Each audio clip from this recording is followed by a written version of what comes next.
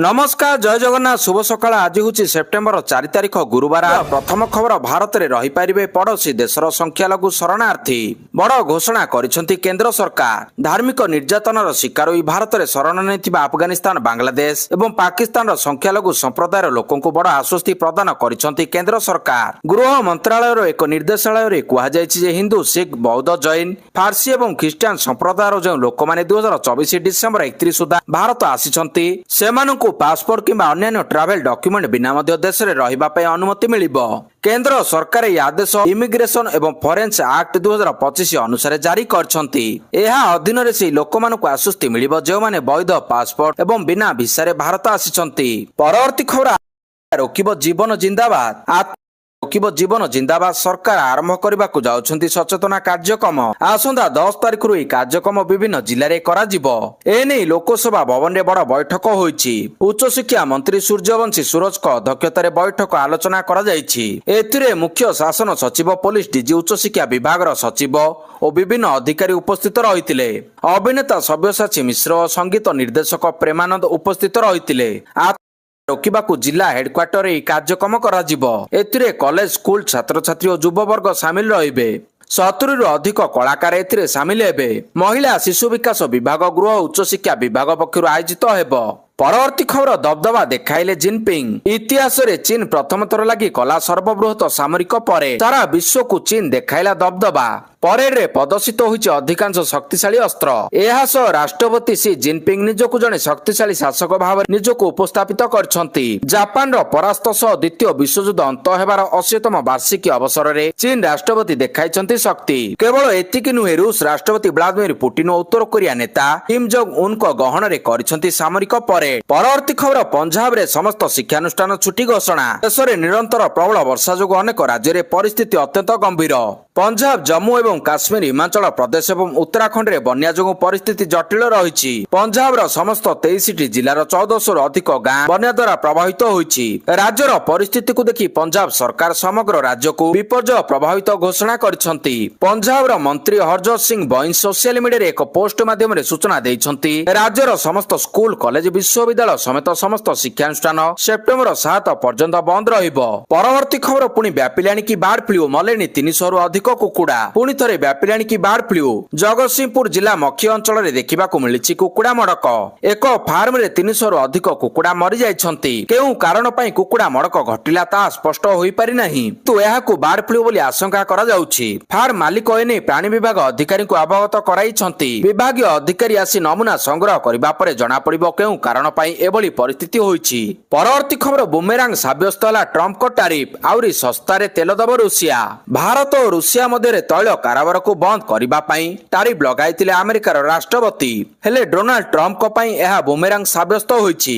Bharat पछकु हटिबा परिवर्ते Russia ठारू आउरी अधिक अशोधित तैल किनिबा पई प्रस्तुत हेउछि। कारण एबे मस्को अधिक रिहाती प्रदान करुछि। ब्लूमबर्ग रिपोर्ट अनुसार रूसिया यूराल्स अशोधित तैल वर्तमान भारत को गत वर्ष सेप्टेम्बर शेष एवं अक्टोबर तुलन में $3 रु $4 कम दर में मिलुछि। परवर्ती खबर आरंभ है जीएसटी परिषद बैठक कमिब 175 सामग्री टिकस आहार। नुआदिल्ली आरंभ होउछि जीएसटी परिषदर 56तम बैठक। सेप्टेम्बर 3 एवं 4 2 दिन धरी अनुष्ठित हेबाकु थिबा ए बैठक उपरे सारा देशर नजर रहिछि। भारत उपरे अमेरिका 50% टैरिफ लगाइथिबा परिप्रेक्षी रे ए बैठक बहु गुरुत्व बहन करुछि। निकट अतीत जीएसटी मंत्री परिषद बैठक में जीएसटी 4टी वर्ग मध्यरु 12% और 28% टिकस उच्छेद सहित अत्याधिक विलासपूर्ण सामग्री उपरे 40% पर्यंत टिकस लागू निमंते प्रस्ताव रहितिला। आज बैठक रे संक्रांत रे आलोचना होई पारे। परवर्ती खबर धरा पड़िले 16 जन हार्डकोर माओवादी। सुरक्षा कर्मी ऑपरेशन समय धरा पड़िछंती 16 जन हार्डकोर माओवादी। मालकानगिरी छत्तीसगढ़ सीमांत बीजापुर जिलार 3टी भिन्न भिन्न जंगल जवान माने 16 जन माओवादी को धरिबारे सफल होइछंती। खबर अनुसार सुरक्षा कर्मी पक्षरु मालकानगिरी सीमांत छत्तीसगढ़ गांगालुरु बासागुड़ा जंगल सर्च ऑपरेशन चलीछि। एसटीएफ डीआरजी एवं सीआरपीएफ जवान पक्षरु मिलित भाव कम्बिंग ऑपरेशन समय 16 जन माओवादी गिरफ होइतिबा सूचना दैछंती बीजापुर एसपी। परवर्ती खबर चिन्नास्वामी दला चकटा प्रथम थर पई सामना को आसिला विराट कोहली प्रतिक्रिया। चिन्नास्वामी स्टेडियम रे घटितिबा दला चकटा ଘଟଣାରେ ପ୍ରଥମ ଥର ପାଇଁ ପ୍ରତିକ୍ରିୟା ରଖିଛନ୍ତି ଷ୍ଟାର ବ୍ୟାଟ୍ସମ୍ୟାନ ବିରାଟ କୋହଲି। ଏହି ଘଟଣାରେ 11 ଜଣ ଲୋକଙ୍କର ମୃତ୍ୟୁ ଘଟିଥିବା ବେଳେ ଅନେକ ଲୋକ ଆହତ ହୋଇଥିଲେ। ଆଉ ଏହି ସମୟରେ ଆରସିବି ଟିମ୍ ଷ୍ଟାଡିୟମ ଭିତରେ ଆଇପିଏଲ ଚାମ୍ପିୟନ ହେବାର ସେଲିବ୍ରେସନ କରୁଥିଲା। ତେବେ ଏହାର ଦୀର୍ଘ ସମୟ ପରେ ଏହି ଘଟଣାକୁ ନେଇ ବିରାଟ କୋହଲିଙ୍କ ବୟାନ ସାମ୍ନାକୁ ଆସିଲା। ସୋସିଆଲ ମିଡିଆ ପ୍ଲାଟଫର୍ମରେ ଆରସିବି ବିରାଟ କୋହଲିଙ୍କ ବୟାନ ସାମ୍ନାକୁ ଆଣିଛି। ଏହି ଘଟଣାରେ ବିରାଟ କୋହଲି ଜୀବନ ହାରିଥିବା ଲୋକଙ୍କୁ ଶ୍ରଦ୍ଧାଞ୍ଜଳି ଦେବା ସହିତ ଆହତ ହୋଇଥିବା ଲୋକଙ୍କ ପାଇଁ ଦୁଃଖ ପ୍ରକାଶ କରିଛନ୍ତି। ଏହା ସହ ଆଗାମୀ ଦିନରେ ଏଥିପ୍ରତି ସାବଧାନ ରହିବା ପାଇଁ ମଧ୍ୟ ସେ କହିଛନ୍ତି। ପରବର୍ତ୍ତୀ ଖବର ଭୂପିନ୍ଦରଙ୍କ ତେରଛା ବାଣ ବିଜେଡିକୁ ନିଜ ଷ୍ଟାଣ୍ଡ କ୍ଲିୟର କରିବା ପାଇଁ ପରାମର୍ଶ। ମୋ ପାଇଁ ଲୋକ ହିଁ ଶ୍ରେଷ୍ଠ ଦଳ ନୁହେଁ, ମୋର ଭବିଷ୍ୟତ କଣ ହେବ ତାହା ଲୋକ ନିଷ୍ପତ୍ତି ନେବେ। ଲୋକେ ମତେ କହୁଛନ୍ତି ଆପଣ ଆମ ନେତା, ଆପଣ ଯେଉଁ ଚିହ୍ନରେ ଛିଡା ହେବେ ଆମେ ଆପଣଙ୍କ ସହ ରହିବୁ ବୋଲି ବରିଷ୍ଠ ବିଜେଡି ନେତା ଭୂପିନ୍ଦର ସିଂ ବିସ୍ଫୋରକ ମନ୍ତବ୍ୟ ଦେଇଛନ୍ତି। ଏପରି ମନ୍ତବ୍ୟ ଦେଇ ସେ ତେରଛା ବାଣ ମାରିଥିବା ରାଜ୍ୟ ରାଜନୈତିକ ମହଲରେ ଚର୍ଚ୍ଚା ଆରମ୍ଭ ହୋଇଛି।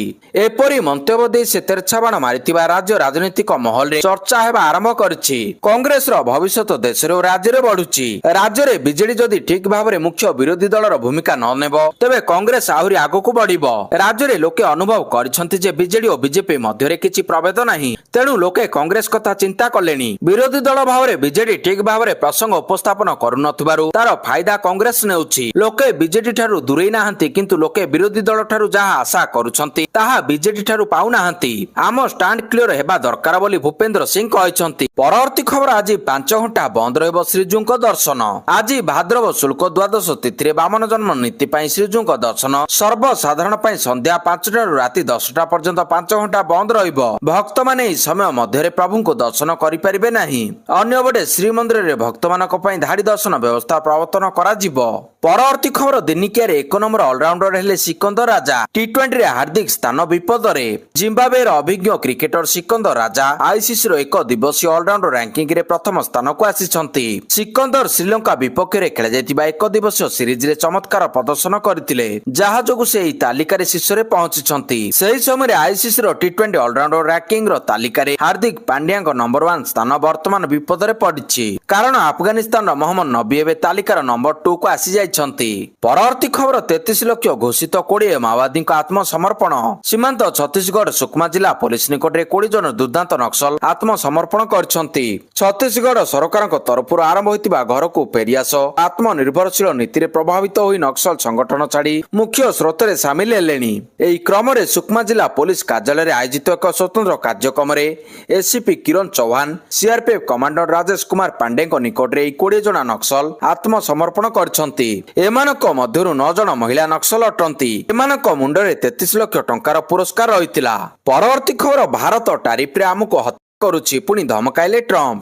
ଆମେରିକା ରାଷ୍ଟ୍ରପତି ଡୋନାଲ୍ଡ ଟ୍ରମ୍ପ ଭାରତକୁ ବାରମ୍ବାର ବାଣିଜ୍ୟ ଚୁକ୍ତି ପାଇଁ ଧମକାଇବା ନୀତି ଉପରେ ଜୋର ଦେଉଛନ୍ତି। ସେ ଭାରତକୁ ବିଶ୍ୱର ସବୁଠାରୁ ଅଧିକ ଟାରିଫ ଯୁକ୍ତ ଦେଶ କହିଛନ୍ତି। ଏଥିସହ ନୂଆଦିଲ୍ଲୀ କୌଣସି ଟାରିଫ ଲାଗୁ ନ କରିବାର ପ୍ରସ୍ତାବ ଦେଇଛି ବୋଲି ପୁନରାବୃତ୍ତି କରିଛନ୍ତି। ଟ୍ରମ୍ପ କହିଛନ୍ତି ଯେ ଭାରତ, ଚାଇନା ଓ ବ୍ରାଜିଲ ଭଳି ଦେଶଗୁଡ଼ିକ ଆମକୁ ଟାରିଫରେ କରୁଛନ୍ତି। ପରବର୍ତ୍ତୀ ଖବର ମନ୍ତ୍ରୀଙ୍କ ବଡ ଘୋଷଣା, 20 ପୂର୍ବରୁ ସରିବ ରାସ୍ତା କାମ। ଆଗକୁ ଦୁର୍ଗା ପୂଜା ନେଇ ପ୍ରସ୍ତୁତି ଆରମ୍ଭ ହୋଇଯାଇଥିବା ବେଳେ ପୂଜା ପୂର୍ବରୁ ସମସ୍ତ ସହରାଞ୍ଚଳ ରାସ୍ତା ମରାମତି ହେବ ବୋଲି ପୂର୍ତ୍ତ ବିଭାଗ ମନ୍ତ୍ରୀ ପୃଥ୍ୱୀରାଜ ହରିଚନ୍ଦନ ବୁଧବାର ଗଣମାଧ୍ୟମକୁ ସୂଚନା ଦେଇଛନ୍ତି। ଏପରିକି 20 ତାରିଖ ପୂର୍ବରୁ ଟ୍ୱିନ୍ ସିଟି ସମେତ ସବୁ ସହରାଞ୍ଚଳ ରାସ୍ତା ମରାମତି ହେବ ବୋଲି ମନ୍ତ୍ରୀ କହିଛନ୍ତି। ଆସନ୍ତା 6ରେ ଇଆଇସିଙ୍କ ଅଫିସରେ ସମନ୍ୱୟ ବୈଠକ ବସିବ। ଏଥିରେ ବିଭାଗୀୟ ମନ୍ତ୍ରୀ, ବିଧାୟକ, ମେୟର ଉପସ୍ଥିତ ରହିବେ ବୋଲି ସୂଚନା ମିଳିଛି। ପରବର୍ତ୍ତୀ ଖବର ଏଣିକି ମୋବାଇଲ ଆପ୍ରେ ବାୟୋମେଟ୍ରିକ ଉପସ୍ଥାପନ ବାଧ୍ୟତାମୂଳକ। ମୋବାଇଲ ଆପ୍ରେ ବାୟୋମେଟ୍ରିକ ଉପସ୍ଥାପନ ବାଧ୍ୟତାମୂଳକ ରହିଛି। ଏନେଇ 1 ସେପ୍ଟେମ୍ବର ଠାରୁ ସାମାଜିକ ସୁରକ୍ଷା ଓ ଭିନ୍ନକ୍ଷମ ସଶକ୍ତିକରଣ ବିଭାଗ ନିର୍ଦ୍ଦେଶ ଜାରି କରିଛି। ସମସ୍ତ କର୍ମଚାରୀ ମୋବାଇଲ ଆପ୍ ମାଧ୍ୟମରେ ଉପସ୍ଥାପନ ଦେବେ। ଆପ୍ରୁ ଅନୁପସ୍ଥିତି ବିବରଣୀ ଆଧାରରେ ପରବର୍ତ୍ତୀ ଦରମା ମିଳିବ। ଲଗ୍ଇନ୍ ଲଗ୍ଆଉଟ୍ ସମସ୍ୟା ହେଲେ ରିପୋର୍ଟ କରିବାକୁ ହେବ। ଅଫିସରେ କର୍ମଚାରୀଙ୍କ ଉପସ୍ଥାପନରେ ସ୍ୱଚ୍ଛତା ପାଇଁ ବିଭାଗ ପକ୍ଷରୁ ଆପ୍ର ବ୍ୟବହାର କରାଯାଉଛି ବୋଲି କୁହାଯାଉଛି। ପରବର୍ତ୍ତୀ ଖବର ସହଜ ହେବ ଜଗା ଦର୍ଶନ। ପ୍ରାୟ ବର୍ଷେ ପରେ ପୁରୀରେ ବସିଛି ଶ୍ରୀମନ୍ଦିର ପରିଚାଳନା କମିଟି ବୈଠକ। ନାଟ ମଣ୍ଡପରେ ପ୍ରସ୍ତାବିତ ଧାଡି ଦର୍ଶନକୁ ଅନୁମୋଦନ ଦେଇଛି କମିଟି। ଧାଡି ଦର୍ଶନ ପାଇଁ ଗଠିତ ହୋଇଛି ସବ୍ କମିଟି। ଏହି ସବ୍ କମିଟି ଧାଡି ଦର୍ଶନ ବ୍ୟବସ୍ଥାର ସମୀକ୍ଷା କରିବେ। ପ୍ରଥମେ ପରୀକ୍ଷାମୂଳକ ଭାବରେ ଧାଡି ଦର୍ଶନ ବ୍ୟବସ୍ଥା ଲାଗୁ ହେବ। ନାଟ ମଣ୍ଡପରେ ଶୀତତାପ ନିୟନ୍ତ୍ରିତ ବ୍ୟବସ୍ଥା ପାଇଁ ମଧ୍ୟ ଏଏସଆଇ ଅନୁମତି ଦେଇଛି। ଏନେଇ ଖୁବ୍ ଶୀଘ୍ର ମାର୍ଗଦର୍ଶିକା ପ୍ରସ୍ତୁତ ହେବ। ସେହିଭଳି ଦିବ୍ୟାଙ୍ଗଙ୍କ ପାଇଁ ଉତ୍ତର ଦ୍ୱାରରେ ପ୍ରସ୍ତୁତ ହୋଇଛି ରାମ୍ପ। ନାଟ ମଣ୍ଡପ ଧାଡି ଦର୍ଶନ ପରେ ଦିବ୍ୟାଙ୍ଗ, ବରିଷ୍ଠ ଶିଶୁ, ମହିଳାଙ୍କ ପାଇଁ ରହିବ ସ୍ୱତନ୍ତ୍ର ବ୍ୟବସ୍ଥା। प्रथम श्रीमंदिर परिचालना कमिटी गठित होईछि 14 सब कमिटी। परवर्ती खबर दिल्ली गले मनमोहन। बुधवार दिल्ली गस्तरे जाइछन्ति भाजपा राज्य सभापति मनमोहन सामल। किछि केंद्रीय नेतांकु भेटिबा नै कार्यक्रम रहितिबा सूचनारु जणा पड़िछि। तेबे मुख्यमंत्री दिल्ली गस्त थिबा बेले सभापतिको एई गस्तकु नै राजनीतिक महल रे जोरदार चर्चा हेउछि। एई राज्य कमिटी बोर्ड निगम नै बड़ आलोचना हेबो बोली अनुमान करा जाउछि। परवर्ती खबर कमिला जीएसटी। बसिथिबा जीएसटी काउंसिल बैठक रे बड़ निष्पत्ति निया जाइछि। एई क्रम रे बे 4टी स्लैब नुहे बरং 2टी स्लैब रे कर आदाय करा जिवो। केवल 5% 18% स्लैब लागू हेबो। 12 और 28% स्लैब बंद करा जाइछि। सेप्टेम्बर 22 तारिख रु लागू हेबो नुआ स्लैब। सूत्र सूचना मुताबक स्वास्थ्य और जीवन बीमा उपरे जीएसटी लागिबो नाही। उपभोग सामग्री को 40% स्लैब रे रखा जाइछि। एबे अधिकांश सामग्री उपरे 5 रु 18% टैक्स लागिबो। यह औपचारिक भाव में घोषणा होई नाही।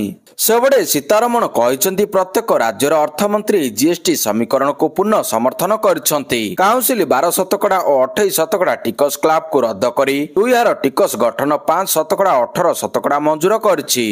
यह 33टी जीवन रक्षाकारी औषध उपरे जीएसटी को शून्य करा जाइछि। परवर्ती खबर स्कूल सह मिसिब अंगनवाड़ी आनुष्ठानिक भाव में पिलांक शैशवर जत्न विद्यालय आरंभ निष्पत्ति। पिलांक शैशव जत्न शिक्षा को आनुष्ठानिक भाव में विद्यालय स्तर आरंभ करबा पई केंद्र सरकार निष्पत्ति नेइछन्ति। एई लक्ष्य रे विद्यालय गुड़िक सहित अंगनवाड़ी केंद्र गुड़िक जोड़िबा पई एक स्वतंत्र प्रक्रिया आरंभ होईछि। नुआ दिल्लीर विज्ञान भवन रे केंद्र शिक्षा मंत्री धर्मेंद्र प्रधान एवं केंद्र महिला और शिशु विकास मंत्री अन्नपूर्णा देवी कर कमल रे गोटिए स्थान रे प्राथमिक विद्यालय सहित अंगनवाड़ी केंद्र गुड़िकर स्थापना पई गाइडलाइन शुभारंभ हो जाइछि। नुआ जातीय शिक्षा नीतिर परामर्श अनुसार अंगनवाड़ी और स्कूल को गोटिए कैंपस रे प्रतिष्ठा करबा सह समन्वित मॉडल माध्यम रे प्रारंभिक शैशव एवं शिक्षार महत्व पर गाइडलाइन जोर दिया जाइछि। परवर्ती खबर बीआरएस रो बड़ अस्थिरता निलंबित हेबा परे दल छाड़िले के कविता। बीआरएस रु निलंबन हेबा परे के कविता एमएलसी पदरु इस्तीफा देबा सहित दल मध्य छाड़िछन्ति। वर्तमान स्थिति पई कविता तांको संपर्क भाई टी हरीश राव और संतोष कुमार को दायी देइछन्ति। बीआरएस रु तांकर निलंबन पई संपर्क भाई तथा पूर्वतन जलसेचन मंत्री टी हरीश राव को दायी करथिबा कविता बहु विषय उगालिछन्ति। मुख्यमंत्री रेवंत रेड्डी और बीजेपी नेता एतला राजेंद्र को सह मिसी टी हरीश राव ही षडयंत्र करी तांको दलरु निलंबन करिछन्ति बोली कविता अभियोग आनिछन्ति। परवर्ती खबर टारिफ बढ़िबार विकल्प खोजा। वैदेशिक मंत्री एस जयशंकर नुआ दिल्ली रे जर्मनी वैदेशिक मंत्री जोहान वेडफुल को भेटी दुई देश मध्य संपर्क उष्म करिछि।